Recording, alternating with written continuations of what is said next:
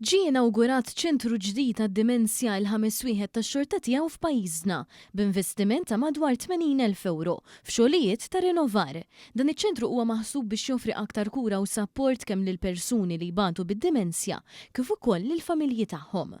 Waqt l-inawgurazzjoni l-Ministru għas-Saħħa Ġewwed Jena Bela saħaq li dan huwa pass importanti biex is-soċjetà tkompli tieħu ħsieb lil aktar persuni vulnerabbli. Huwa qal li jekk kif il-popolazzjoni qed tavvanza fl-età qed jiżdied ukoll ir-riskju tal-iżvilupp tad-demenzja. Spjega li dawn il-units jagħmlu parti mill-Istrateġija Nazzjonali tal-Gvern b'aktar ċentri pjanati fil-futur biex jingħata sostenn aktar lil pazjenti kif ukoll lil qraba tagħhom. Qed inħares il-qudiem li jibda jiġi offrut. It-tender jiffoka l-aktar fuq it-trasport bejn l-Isptar Mater Dei u l-Isptar Ġenerali ta' Għawdex, imma jinkludi wkoll l-estensjoni ta' dan is-servizz biex jinqeda il-faċilità ta' San Vincenz de Paul jinqeda wkoll iċ-ċentru Ċensu Mowran u fil-futur San Luqa u Kaningrej.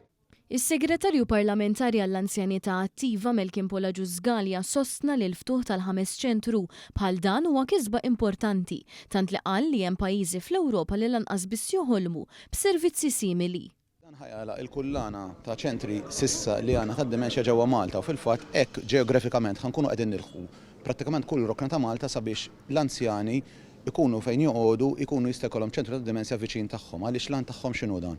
Lan tagħhom huwa kemm jista' jkun inżommu l-anzjani bid-dimensja ġol komunitajiet. Fil-fatt dana hawnhekk jiġu l-qraba li jkunu għadhom qed jgħixu mal-persuna bid-dimensja ipoġġu l-persuna hawnhekk u aħna nkunu qegħdin nieħdu ħsibu minn kull lat, jiġifieri intom il-breakfast, nieħdu ħsibhom ukoll min-naħa ta' terapija kollox.